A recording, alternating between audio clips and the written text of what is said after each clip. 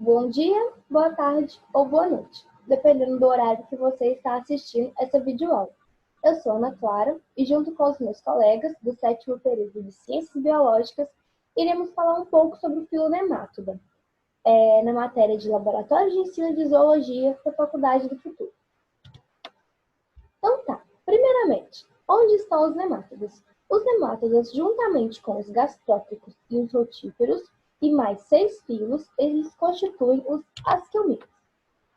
Eles são classificados como asquelmintos por conter algumas características que são bem peculiares desses filos. E aí eles formam um conjunto de 9 filos que está incluso nos asquelmintos. Mas por que eles têm essas características? A primeira delas eles são protostomáticos. O que é isso? Na fase de gastro, lá na fase embrionária, o blastóporo,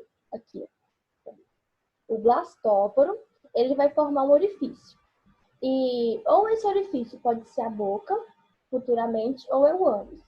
Quando um organismo é protostomado, o primeiro orifício a ser formado é a boca.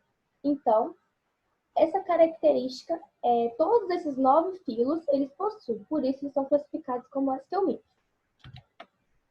Outra característica que eles possuem é ser triblásticos. O que é isso? Eles possuem 3 folhetos embrionários. E que folhetos são esses? O endoderma é o folheto mais interno. Ele vai formar a parede do sistema digestório. Esse daqui que está em azul. Tem também o mesoderma, que é o rosinha, e ele fica no meio, e ele vai formar a musculatura e o sistema de órgãos. E por último, o ectoderma, aqui, que é o mais externo e está representado em amarelo. E ele vai formar o tecido do indivíduo. Esses são os 3 folhetos embrionários que todos os organismos que estão classificados nesse grupo de asquelmintos possuem. Então, eles são triblásticos.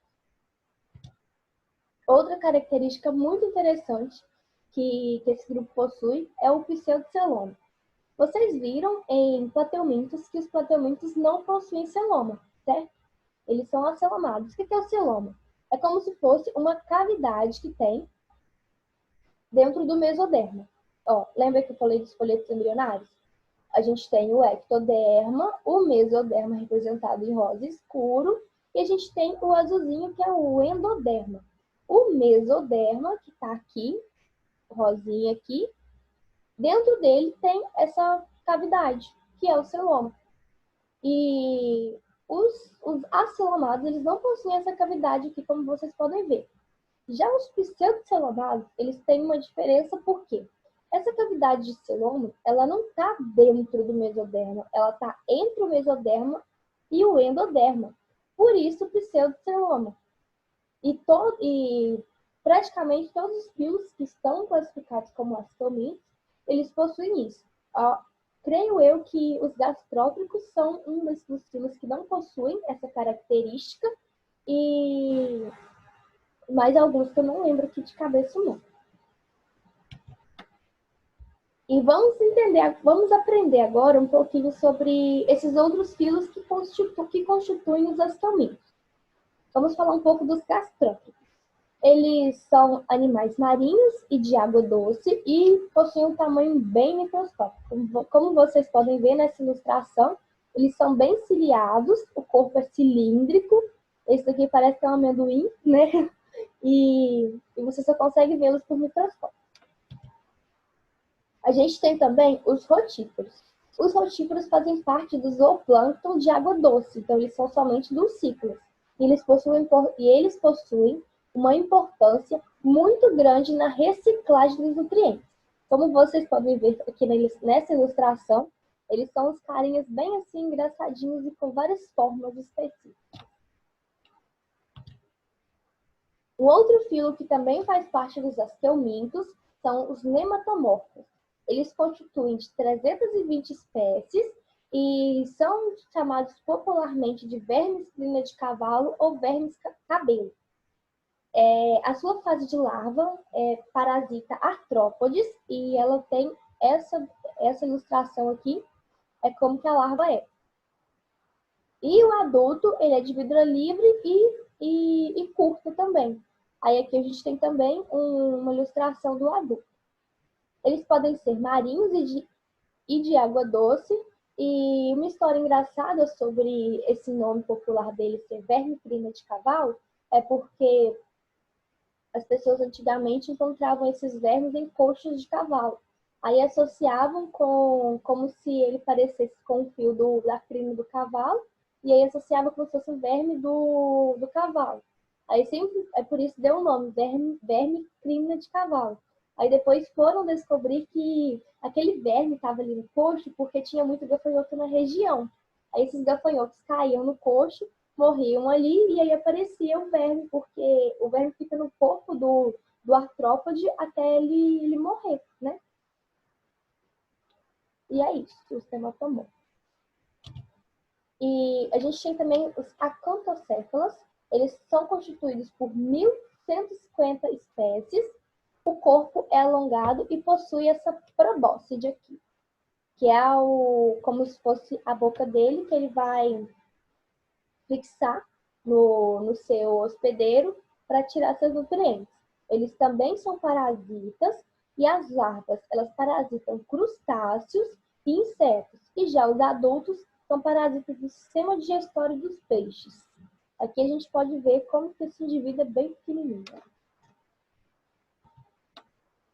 Um outro grupo, um outro filo, que também constitui os asqueumintos, são os quinorrincas.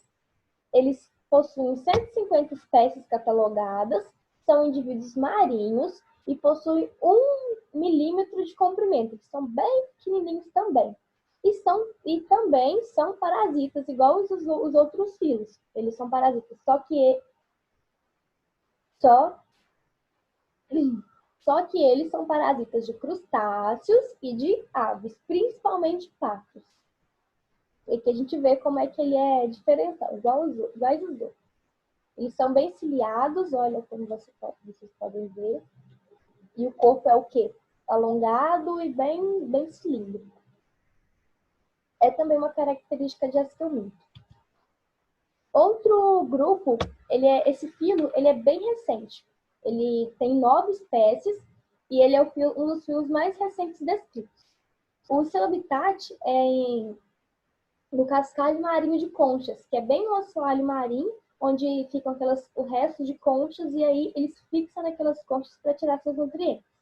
E cientistas especulam que ele tem uma aparência de rotífero misturado com quinorrinco.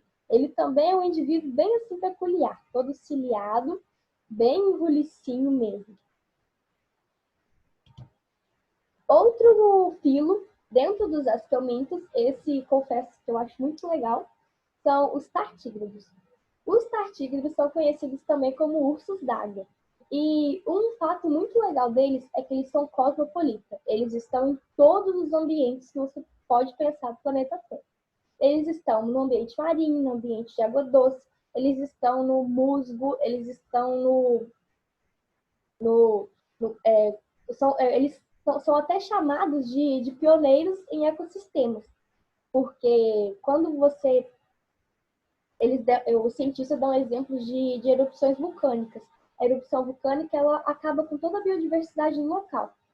Assim que acaba a erupção vulcânica e a vida começa a se formar ali de novo, os primeiros animais a se ter naquele ambiente ali são os tartígrados. E o seu primeiro fóssil, o seu primeiro tartígrado foi encontrado no período datado do período do Cretáceo e possui um fóssil em âmbar. Eles têm uma característica também muito peculiar, que são as glândulas de Malpighi. Essas glândulas, elas auxiliam na excreção dos tartígrados. E por isso, eles possuem uma filogenia assim, incerta, porque há especulações de que, por causa das glândulas de Malpighi, eles têm um parentesco evolutivo mais perto de artrópodes do que dos asqueumintos. Mas, devido às suas características principalmente do pseudoceloma, eles são classificados como asqueumintos. E agora, a estrela da noite, que são os nemátodas. Os nemátodas são o maior filo de asquelmintos já descritos. E eles carregam a característica de vermes redondos, mas como vocês poderão observar, outros vermes também dos asquelmintos também são vermes redondos. E uma história bem legal, que é o Caenorhabditis elegans, é uma espécie de nematelminto que foi criado em laboratório. O que é isso? Os cientistas conseguiram mapear todo o seu genoma e conseguiram saber quais são todas as células que ele possui no corpo. Ele foi o primeiro indivíduo vivo que a ciência conseguiu ter toda essa carga de dados. E isso é muito importante para o desenvolvimento científico que a gente possui. E aí, alunos do 7º período de Ciências Biológicas da Faculdade do Futuro, satisfação, meu nome é Fabrícia. Então agora eu vou dar continuidade com vocês na nossa aula do filo nemátoda. A professora Ana Clara iniciou, né, a nossa aula falando sobre onde estão, né, os nossos, no cladograma, os nematelmintos, o quadro evolutivo mesmo deles. E agora eu vou abordar para vocês as principais características gerais e principalmente as duas características evolutivas dos nematelmintos, né? Mas primeiro, antes de a gente começar falando sobre as principais características, por que o nome nematelmintos? Vocês sabem que na biologia tudo tem um porquê e tudo tem uma lógica, certo? Então, nema significa fio e teuminto significa vermes. Então o que? São vermes em forma de fio, isso mesmo, galerinha. E o corpo deles, como é? Então, o corpo deles é um corpo longo e cilíndrico. Na aula da Ana Clara, ela explicou para nós que o quê? Que os nematelmintos, eles são triblásticos, ou seja, eles possuem 3 folhetos embrionários e que eles são pseudocelomas, né? Então, diferente dos plateumintos que são acelomados, ou seja, os plateumintos, eles são acelomados porque a cavidade interna deles não é revestida pela mesoderme. Já o pseudoceloma, vamos dizer que ele é um falso celoma. Por quê? Porque a cavidade interna dele não é completamente revestida pela mesoderme, tá bom? Como eu havia dito no início agora da nossa aula, eu falei o quê? Que eu iria tratar de duas características evolutivas. Então, a primeira é o pseudoceloma e a segunda é o nosso sistema digestório completo. Isso mesmo. Os nossos nematelmintos, eles possuem boca e ânus, diferente novamente dos nossos plateumintos, que apenas tinham boca. Então, eles não possuíam ânus. Então, o que a gente pode considerar? Que eles possuem, né, sistema digestório incompleto. Então, eles se alimentam pela boca, espera todo o seu processo de digestão acontecer e eliminam as suas excretas novamente pela boca. Porque, né, eles não têm ânus para poder ter um lugar direcional para ser eliminadas as suas excretas. Já os nossos nematelmintos são os maravilhosos, né? São os mais espertos. E eles agora têm a boca para ocorrer a captação do seu alimento. Eles esperam a sua digestão acontecer e liberam as suas excretas pelo ânus. E o que é isso? Então, eles possuem um fluxo contínuo e unidirecional. Isso foi uma grande adaptação para os nematelmintos. Por quê? Porque isso favoreceu o sistema nutritivo do animal. Agora nós vamos falar sobre a cutícula. Essa cutícula é uma cutícula que cobre todo o corpo dos nematelmintos. Essa cutícula é uma cutícula proteica. Ela serve, a sua principal função é de proteção e para locomoção. E nessa cutícula ocorre um processo chamado de equidise. E o que é isso? Porque ocorre uma troca de cutícula. Então, a partir do momento que esse animal, né, que esse verme, ele vai crescendo, essa cutícula vai sendo eliminada para secretar outra, chamada de equidise. E por isso, galerinha, que esses vermes são considerados tão resistentes, por causa da sua cutícula de proteção, tá bom? Agora nós vamos falar sobre as suas fibras musculares. O que seriam essas fibras musculares? Como elas são distribuídas no corpo dos nemátodas? Então, primeiro, essas fibras musculares, elas são muito importantes, né, para os nematomintos. Por quê? Porque isso favorece na locomoção deles, no movimento. E para favorecer a locomoção deles dorso-ventral, a distribuição das suas fibras precisam ser corretamente. Então, e ser longitudinais. Por isso que as fibras musculares dos nossos nematomintos são fibras musculares, né? Para facilitar na locomoção no sentido dorsoventral dos nossos nematomintos. E o seu sistema nervoso? No seu sistema nervoso, nós temos na região anterior uma forma de anel ao redor da faringe, tá? Justamente ela possui, porque nós temos agora um espaço e por ele ser pseudoceloma, e nós podemos dizer que o sistema nervoso deles é um sistema nervoso ganglionar em forma de anel. E desse anel partem nervos longitudinais, né, como vocês podem reparar aí, cordões anteriores e cordões posteriores, né, por todo o corpo dos nossos nematomintos. Já o sistema e a principal função, né, das nossas fibras musculares é a ativação da musculatura desses vermes, tá bom? Já no nosso sistema excretor, nós temos um sistema bem rudimentar, para falar a verdade para vocês. Por quê? Porque nós temos uma célula muito importante para a excreção, chamada de células Renites. Essas células são gigantes e o formato delas é em formato de H. Se vocês observarem a imagem, agora olhem para a tela de vocês com bastante atenção, galerinha. Realmente eu estou vendo um H. Ou é só eu? Não, tenho certeza que vocês também, né? Então, tem um formato, essas células Renites têm o seu formato em H, e normalmente o que os nematomintos excretam são amônio, tá bom? Agora eu tenho certeza que vocês estão morrendo de curiosidades para saber sobre o processo de reprodução desses vermes, não estão? Porque, tipo, será que tem macho? Será que tem fêmea? Vamos ver? Então, primeira coisa, a reprodução deles é geralmente dioicos, tá? Mas, galerinha, lembrando que na biologia nós sempre temos exceções, tá bom? Então, assim, sempre pode ter uma exceção aí. Mas, geralmente, são dioicos e a fecundação deles é interna. Sua reprodução é o quê? Sexuada. Isso mesmo. Então, nós temos o macho e nós temos a fêmea. E com essa reprodução sexuada, nós temos o nosso famoso dimorfismo sexual. Fabrícia, o que é dimorfismo sexual? É a diferença entre o macho e a fêmea, sabiam? Então, a fêmea aqui dos nossos nematomintos, elas são maiores que o macho. Elas precisam ser maiores, na verdade, porque elas precisam ter um espaço para ocorrer a maturação dos ovos, certo? Porque, como eu disse para vocês, fecundação interna.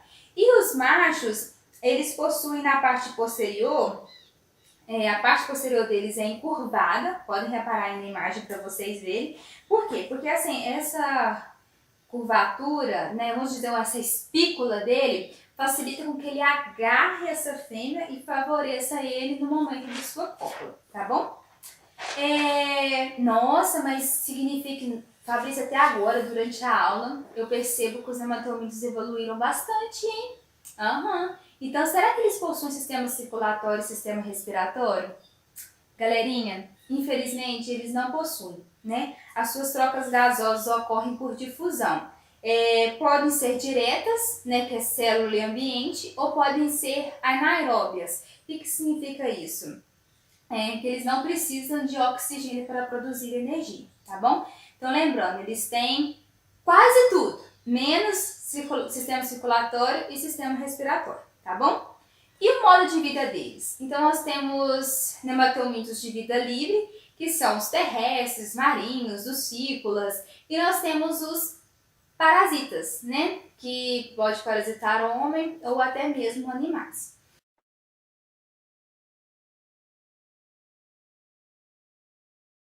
E aí, pessoal, tudo certinho com vocês? Aqui é a Evelyn e eu vou dar continuidade à nossa aula e eu vou falar algumas doenças que são causadas pelos nematóides. Vamos começar, então, com a mais comum, que é a ascaridíase. Ela é causada pela espécie Ascaris lumbricoides e nós conhecemos elas como as nossas famosas lombrigas. Essa espécie ela tem 3 estágios de desenvolvimento, que é o ovo, a larva e o verme adulto. Bom, então como que é a morfologia desses ovos? Os ovos eles têm uma membrana de proteção, 3 membranas de proteção, por isso que eles são tão resistentes ao ambiente. Eles são embrionados e essa é a forma infectante. Então, ele precisa estar embrionado para ser infectante.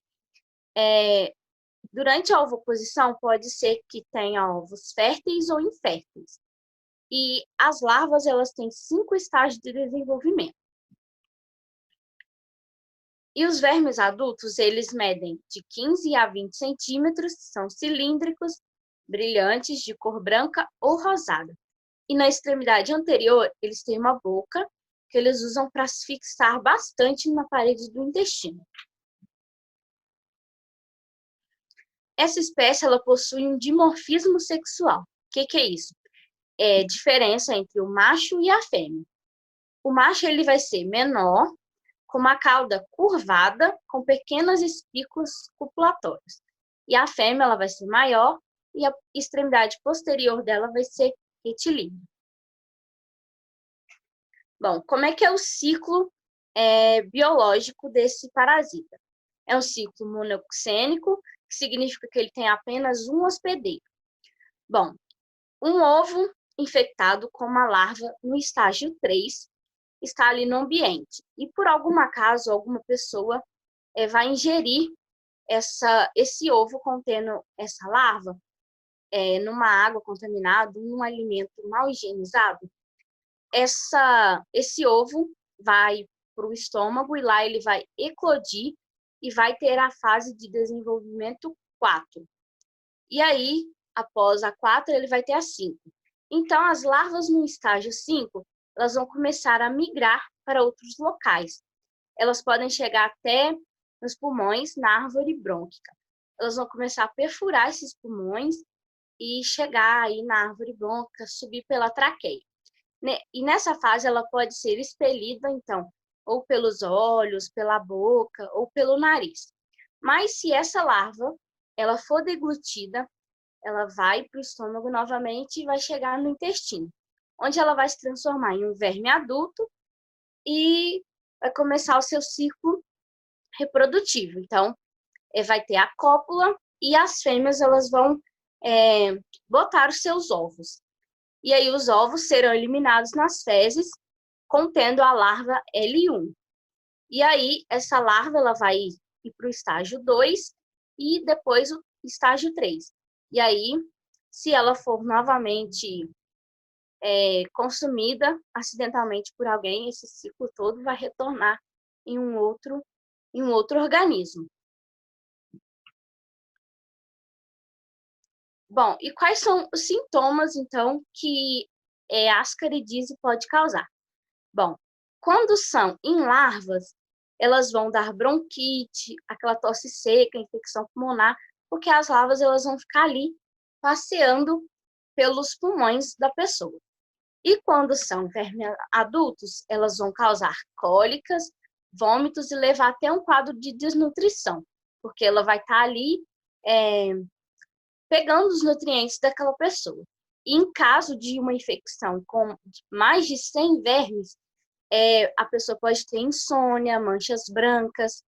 Em casos mais graves ainda, pode ocorrer uma obstrução intestinal e a indicação é que haja uma cirurgia para tirar todos esses vermes. Bom, é uma doença muito comum em crianças, porque elas têm costume de brincar em locais de terra, então às vezes elas acabam colocando a mão na boca. E aí, quando é criança, a gente nota um aumento do abdômen. E o diagnóstico desse parasita é feito através de um exame laboratorial de fezes, porque aí no exame de fezes vai constar então a presença dos óvulos. E qual que é a medida aí de prevenção? É uma educação sanitária, uso de água tratada, lavar bem os alimentos e lavar as mãos após usar o banheiro. E evitar também colocar a mão na boca. E agora a gente vai falar do bicho geográfico. Essa doença é causada pela espécie Ancylostoma brasiliensis. Ele é um euminto e é uma doença comum de gatos e cachorros e, acidentalmente, é um parasita de humanos. Ele também vai ter o seu desenvolvimento ovo, larvas e verme adulto. Bom, esse verme adulto ele vai ter uma cápsula bucal com um par de dentes bem desenvolvido para se fixar ali na parede do intestino. Os machos eles vão ter, então, uma bolsa copulatória e os vermes adultos eles vão ser bem pequenos, medindo de 5 a 10 milímetros. E o ciclo desse parasita? Bom, a gente vai ter um ovo nas fezes, infectado, e aí ele vai evoluir para uma larva, que a gente chama larva rabiditoide. E aí depois ele vai evoluir para uma outra larva chamada filarioide. Essa larva, ela vai penetrar na pele de gatos e cachorros e cães. E aí ela vai para o intestino e acabam se tornando vermes adultos. E aí tem a reprodução e as fêmeas vão pôr os seus ovos. No caso de humanos, essa larva filarioide vai, então, penetrar na pele e vai começar a fazer caminhos pela pele, causando uma infecção ali nesse local. Então, em humanos, só vai ter mesmo a larva, não vai ter o verme adulto. E aí, vai acontecer de fazer esses caminhos entre a pele, onde o verme vai acabando, a larvinha, né, vai passando. E aí, manchas vermelhas e muita coceira. E aí, às vezes, a coceira leva a uma irritação e até uma infecção mais severa na pele. E a medida de prevenção dessa doença é andar sempre calçado, porque os ovos vão ser postos em areia úmida e quente, principalmente. Então, em locais de praia, evitar levar gatos e cães e também evitar deitar na areia e andar calçado. Mas o cuidado também tem que ser com os bichinhos, né? Então, tomar cuidado ao recolher as fezes, levar os bichinhos ao veterinário para ver se ele não tem esse verme e também tomar cuidado quando for usar luva ao manusear, então, a areia dos bichinhos. Boa tarde, meu nome é Ezequiel Alves Pereira, eu sou aluno do 7º período do curso de Ciências Biológicas da Faculdade do Futuro em Manhuaçu. Essa aula está sendo gravada para a disciplina de Laboratório de Ensino de Zoologia, onde o meu grupo está falando um pouquinho sobre uma classe de eumintos de vermes pertencentes ao filo dos nematóides, e eu vou falar um pouquinho para vocês sobre duas doenças parasitárias causadas por esse tipo de euminto. Eu vou falar um pouquinho para vocês sobre a filariose linfática ou elefantíase, e eu vou falar também um pouquinho para vocês sobre oxiúros. Bem, a filariose linfática ela é uma doença parasitária crônica, considerada uma das causas mundiais de incapacidade de longo prazo ou permanentes. Ela se dá basicamente pela picada do mosquito Culex quiquefasciatus, que está contaminado com a larva do parasita. que é da Ucteria bancroft. Bem, como que se dá então a transmissão da doença? A transmissão da doença ela se dá basicamente pela picada do mosquito Culex, que está contaminado com as larvas desse parasita. Após a picada do mosquito, as larvas elas irão migrar para a corrente sanguínea. Elas irão migrar até os linfonodos, os glânglios, aonde elas irão se alojar e se desenvolver até a fase adulta. Havendo desenvolvimento, haverá o dimorfismo sexual, né, macho e fêmea, e ali elas irão se reproduzir. Após a reprodução, a fêmea irá liberar várias microfilárias novamente na corrente sanguínea, e com isso pode vir a contaminar um novo mosquito que venha a picar a pessoa que já está contaminada com essa parasita. Como que é feito, então, quais são os sintomas e como que é feito o diagnóstico da filariose linfática? Bem, os sintomas da filariose linfática estão relacionados ao desenvolvimento das larvas do parasita e aonde elas se alojaram. Pode ter não ter presença de sintomas, né, a pessoa ser assintomática, ou ter aqueles casos de incapacidade de longo prazo ou permanentes. Os sintomas também podem variar desde acúmulo anormal de líquido nos membros, seio e bolsa escrotal, o aumento do testículo ou a hidrocele e o crescimento ou inchaço exagerado dos membros, seio e bolsa escrotal. Então, como que é feito o tratamento e o diagnóstico da filariose linfática? Bem, para o diagnóstico, o médico irá solicitar exames laboratoriais que comprovam a presença do parasita. Pode ser feito através de exame direto em lâmina, testes imunológicos, hemoscopia positiva e ultrassonografia, onde o médico pode encontrar as larvas, né, as filárias do parasita que se alojam no sistema linfático da pessoa. O tratamento, o médico irá prescrever medicamentos antiparasitários, no caso é um medicamento com o nome de dietilcarbamazina de 50 mg. Esse medicamento ele é ingerido de forma oral, ele tem um alto poder de absorção e uma baixa toxicidade. O efeito é micro e macrofilaricida, então ele mata tanto as larvas quanto o verme adulto.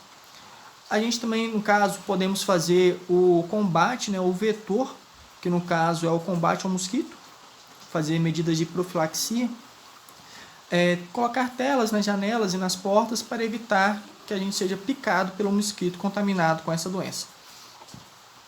Agora eu vou falar um pouquinho para vocês sobre Oxiurus, que é causado também por um verme das classes nematóides, com o nome de Enteróbios vermiculares. Bem, ela é também uma doença parasitária, causada por um verme chamado Enteróbios vermiculares. Ela é uma infecção intestinal que pode atingir qualquer classe social e qualquer faixa etária, sendo mais comum na infância. E ela também é bem comum porque ela dá uma coceirinha na região anal, aquele prurido anal. Como que se dá então a transmissão e o ciclo biológico do Oxiurus? Bem, o ciclo biológico começa com a ingestão dos ovos pela pessoa. Após a ingestão, os ovos eles irão migrar até o intestino delgado, onde eles irão eclodir e depois irão migrar até o seco, onde eles irão se alojar, se desenvolver até a fase adulta. Haverá também aquele dimorfismo sexual, né, macho e fêmea. E após a reprodução, os machos eles acabam sendo eliminados juntamente das fezes e as fêmeas elas migram para a região perianal, onde elas irão depositar seus ovos. A doença ela pode ser transmitida também de forma direta, indireta e através da retroinfestação. Da forma direta, quando a pessoa já está contaminada com euminto, ao coçar a região anal e não fazer a higienização das mãos, a pessoa acaba levando a mão até a boca e se autocontaminando novamente com os ovos do parasita. A forma indireta é quando a pessoa ela acaba ingerindo os ovos juntamente com o alimento. Talvez o alimento mal preparado, ele acaba ingerindo os ovos. E a retroinfestação é quando as fêmeas elas migram até a região perianal para depositar seus ovos, aí esses ovos eclodem. Aí a pessoa não elimina as larvas junto das fezes e essas larvas elas migram novamente para o seco, onde elas irão se alojar e se desenvolver novamente até a fase adulta e iniciar um novo ciclo de reprodução. Então, quais são os sintomas do oxiúris? Sintomas estão relacionados ao prurido, que é a coceira anal, diarreia, náuseas, emagrecimento, vômito, dores abdominais. Está associado também à irritabilidade, ao sono inquieto. Algumas pessoas, às vezes, ao coçar a região anal, pode vir a desencadear uma infecção também por machucar a região. E como que é feito o diagnóstico e o tratamento da doença? Bem, o médico ele primeiro irá analisar os sintomas que o paciente irá lhe descrever e depois irá solicitar exames que comprovam a presença do parasita. Depois de comprovar que a pessoa está contaminada com o parasita, ele irá prescrever medicamentos antiparasitários e também irá orientar ao paciente, a família do paciente, a ter bons hábitos de higiene, lavar os lençóis e roupas íntimas com água superior a 60 graus, fazer a troca constantemente das roupas íntimas e das roupas de cama, cortar as unhas e principalmente evitar a coceira na região anal. Boa noite! Então, dando sequência aí nas doenças causadas pelos nematóides, vamos conhecer um pouco sobre a ancilostomíase, também conhecida como a doença dos Simpsons ou amarelão. Então vamos primeiro conhecer os seus vermes causadores, que existem duas espécies, o Ancylostoma duodenale e o Necator americanus. E para a gente conseguir entender essa doença, primeiro a gente precisa entender o seu ciclo de vida, que no caso funciona da seguinte forma: uma pessoa contaminada, ela vai defecar em ambiente aberto, seja uma rede de esgoto a céu aberto ou seja mesmo diretamente no ambiente, que vai deixar ali os ovos, do parasita junto às fezes. Com o tempo, nesse ovo vai se desenvolver um embrião, que vai dar origem a uma larva. Então, uma segunda pessoa saudável que passar por esta região com os pés desprotegidos, ela poderá se contaminar. Como? Com a pele entrando em contato com os parasitas que vão atravessar a epiderme e entrar na circulação sanguínea, onde essa larva vai conseguir chegar no coração. E aí ela vai conseguir alcançar os pulmões, subir para a traqueia e atingir o sistema digestório através do esôfago, onde ela vai entrar e vai se fixar no intestino. E o que ela faz no intestino, Ela se fixa na parede do intestino delgado com essas estruturas aqui, que a gente pode ver que elas são semelhantes a dentes ou lâminas, atingindo assim os vasos sanguíneos, porque esses parasitas eles se alimentam do sangue da pessoa. E o que isso provoca? Alguns sintomas como a anemia, que é bastante característico dessa doença. Por quê? E até mesmo isso que dá o nome dela, porque essa perda de sangue causa com que a pessoa fique um pouco amarelada. Isso também causa o cansaço, a fraqueza e a tontura, com desânimo e dores musculares. Essa doença foi representada por um personagem chamado Zeca Tatu, que ele tinha essa doença, mas ele era visto como uma pessoa muito preguiçosa, porém ele não era, ele precisava de cuidados médicos.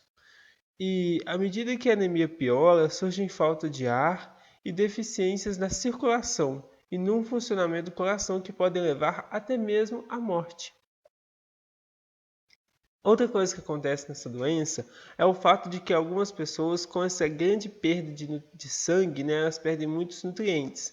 E algumas delas podem acontecer de sentir uma pequena vontade de comer terra na tentativa de recuperar um pouquinho desses nutrientes. Como que a gente pode evitar que aconteça essa doença, né? As nossas profilaxias, né? São medidas de saneamento básico, como instalações sanitárias adequadas, uso constante de calçados na região com foco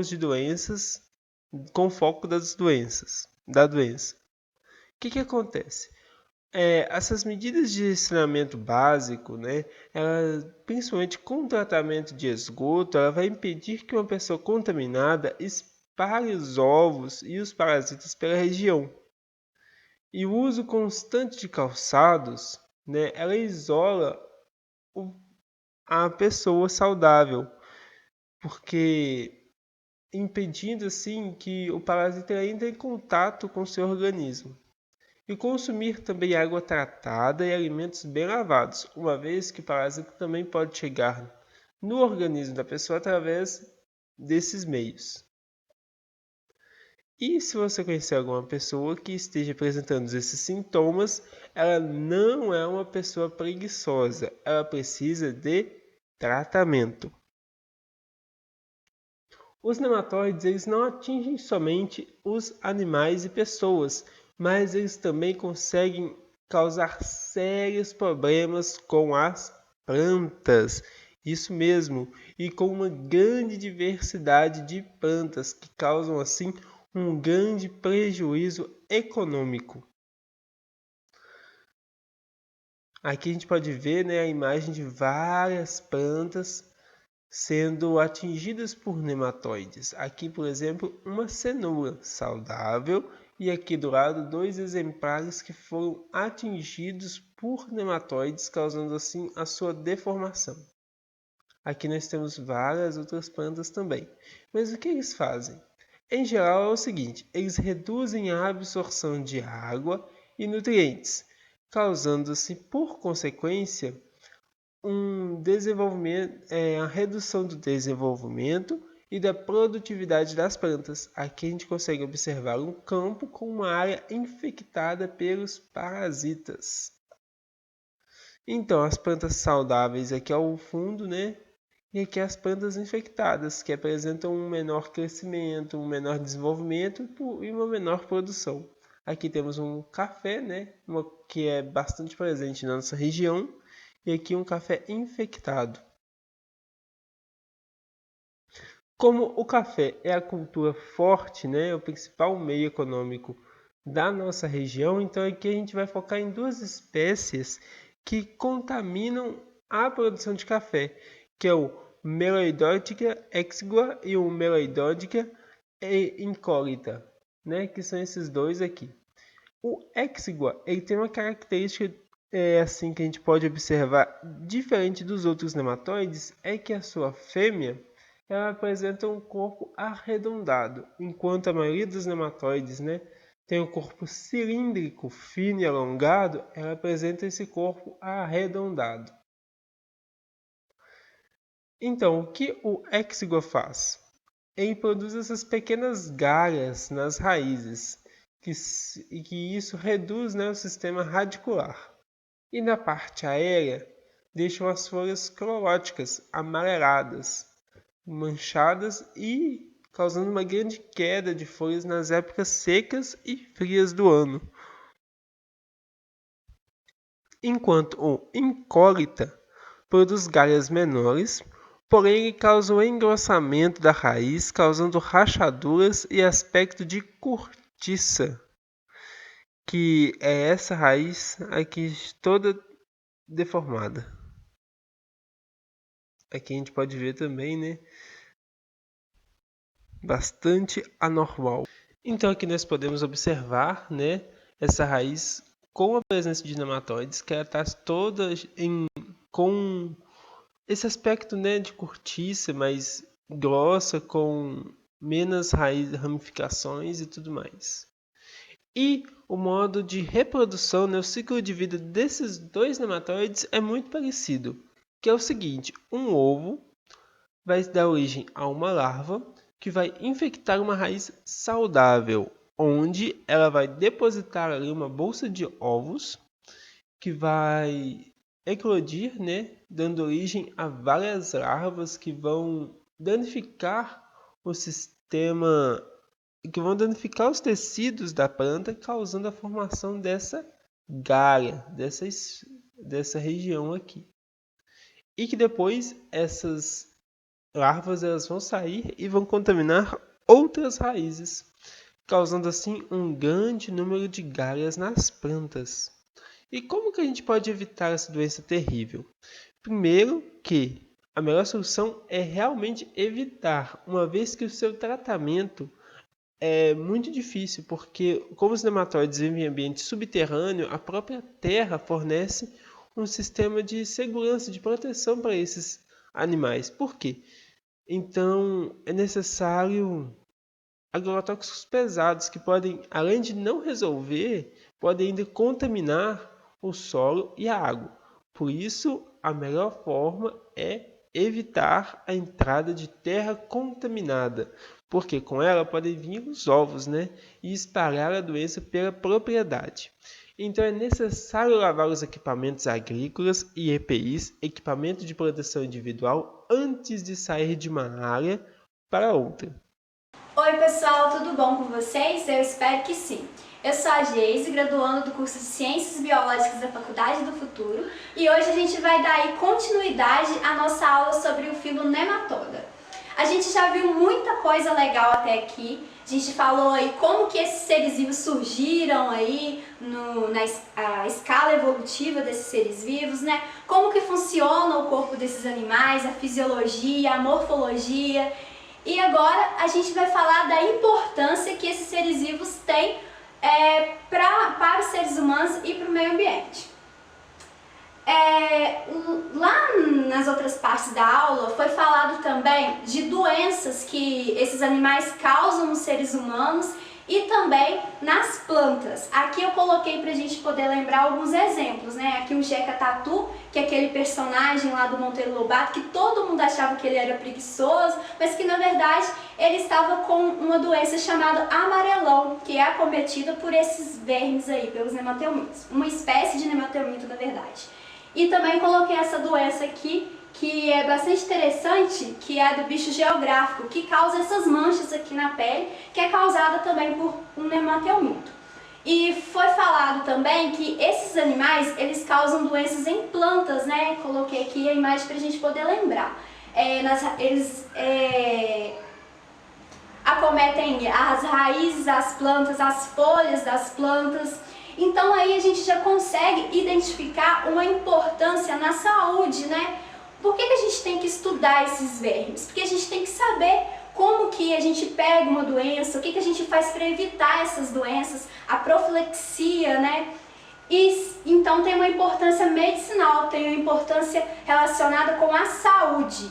E, consequentemente, gente, tem pesquisadores estudando esses vermes e produzindo medicamentos. Se tem alguém produzindo esses medicamentos para combater doenças causadas por nematóides, tem alguém vendendo e tem alguém comprando esses medicamentos também. Então a gente tem uma importância na economia. E lá na agricultura, né, quando esses vermes eles atacam ali as plantas, o agricultor ele vai ter um impacto muito grande na sua produção e ele não vai ficar ali de braços cruzados esperando o verme atacar ali a sua plantação. Ele vai lá comprar agroquímicos para poder controlar essas doenças que são causadas por esses vermes. Então a gente tem importância medicinal e importância econômica. E então a gente pode parar a nossa aula por aqui? Será que não tem mais nenhuma importância para a gente descobrir sobre esses vermes? Lógico que não, a gente vai continuar. Quando eu escolhi falar sobre a importância dos nematelmintos, é porque na minha aula de parasitologia eu sempre ficava intrigada quando a minha professora de parasito ela ia explicar sobre os vermes e colocava imagens de vermes assim no slide e falava: olha gente, que bonitinho, olha pra vocês verem. Eu ficava olhando assim: professora, você acha isso bonito mesmo? Ela falava assim: sim, olha que lindo. Gente, eu olhei, era uma lombriga. Pra minha professora conseguir achar uma lombriga bonito, ela tem que ter conseguido é achar algo de bom naquele ser vivo, certo? Pelo menos comigo é assim. Se eu acho alguma coisa bonita, é porque eu consigo encontrar bondade naquele ser vivo ou em qualquer coisa, ou porque aquilo traz alguma energia positiva para você. Então, eu fui pesquisar um pouquinho sobre a importância dos nemateumintes, o que de bom que eles têm para oferecer pra gente. E pessoal, eu encontrei muita coisa legal, e os nemateumintes, assim como qualquer outro ser vivo, eles desempenham papéis fundamentais no meio ambiente. Eu procurei alguns artigos e eu separei esses artigos e enviei para vocês no e-mail, para vocês terem o acesso, para vocês fazerem um estudo. É uma boa atividade aí nessa quarentena, vocês podem aproveitar. O primeiro artigo que a gente vai discutir é uma revisão bibliográfica e está falando da importância dos nemateumintes no ambiente marinho. A primeira coisa que é legal a gente saber é que os nemateumintes, eles participam da meiofauna. A meiofauna é composta por metazoários. O que é o metazoários? São animais bem pequenininhos e a gente consegue separar eles da macrofauna através do uso de peneiras. E os nemateumintes, eles compõem 90% da meiofauna. Aqui, essa imagem, ela estava lá no artigo e está representando aí, né, os animais que são representantes aí dessa meiofauna. Outra coisa, se os nemateumintes, eles são assim eles são um grupo de metazoários tão gigantesco, a gente já consegue imaginar a importância que ele tem nas cadeias alimentares e no fluxo energético bentônico. Para quem não sabe, bento é uma parte lá do ambiente marinho onde os animais vivem debaixo de sedimentos. Então eles têm uma participação muito grande aí na cadeia alimentar. E eles facilitam a remineralização da matéria orgânica, ou seja, eles conseguem repor nutrientes que foram perdidos ali, né? A regeneração de nutrientes no sedimento marinho. E como eles vivem ali no sedimento marinho, muitos pesquisadores utilizam os nematóides para saber ali como que está o ambiente. Eles são bioindicadores de poluição marinha. E como eu falei para vocês, eles são muito diversos. A gente tem um número muito grande de nematóide. Então, tem muito o que se descobrir ainda sobre esses seres vivos. Estima-se que várias espécies ainda não foram descobertas, então eles têm aí uma contribuição muito grande na biodiversidade. Outro artigo muito massa também que eu separei para vocês é esse aqui, que utiliza-se os nematóides no controle de insetos que são considerados pragas. Eu peguei como exemplo aqui a cigarrinha. A cigarrinha, ela é um inseto que na fase de larva dela, na fase ninfal, ela vai atacar as raízes das canas de açúcar. Então, o canavial, ele vai ter uma baixa produtividade aí, né? As cigarrinhas, na fase de ninfa dela, elas vivem debaixo da palha ali do canavial, próximo ao solo. E é exatamente nesse ambiente que a gente tem uma alta sobrevivência de nemateumintes. Então, esses nemateumintes, eles são utilizados como controle biológico, para controlar esses insetos mesmo. São nematóides entomopatogênicos, eles vão causar doenças, eles vão parasitar essa cigarrinha e com isso ela vai ter uma baixa na sua população e eles vão ter um maior controle aí desses insetos. A cigarrinha, pessoal, ela é só um exemplo. Tem vários outros nematóides que atacam diversos outros insetos. E aqui eu coloquei como exemplo, né? Eu tirei essa imagem de um outro artigo, depois eu vou encaminhar ele para vocês também. E não sei se dá para vocês verem aí, mas olha só, a gente tem nemateumintes parasitando aqui esse inseto. Um outro artigo também está falando da importância dos nematóides para o solo, né, nos processos ecológicos do solo. E aí está falando que os nematóides, eles desempenham um papel na decomposição da matéria orgânica, né? e na mineralização dos nutrientes, assim como lá no ambiente marinho eles conseguem repor nutrientes que foram perdidos aí na matéria orgânica do solo. E também eles participam da degradação de toxinas junto aí com as bactérias, eles vão degradar toxinas que são nocivas ao solo. E eles participam na regulação de micro-organismos, porque tem muitos nematóides que vão aí atacar bactérias, esses micro-organismos que vivem no solo, e aí a gente vai ter um controle da população desses seres vivos. E outra coisa que eu achei bem legal é que existem nematóides fungíveros. Aqui a gente tem uma imagem mostrando o nematóide se alimentando da hifa de um fungo. Então, tem aqueles fungos que vão causar aí doenças nas raízes das plantas, a gente vai ter nematóide se alimentando deles. Se ele está se alimentando da hifa, isso quer dizer que aquele fungo ele não vai se produzir tanto e aí a gente vai ter um maior controle. E é isso aí, pessoal. Eu espero que vocês tenham gostado da aula. Eu vou ficando por aqui e até mais.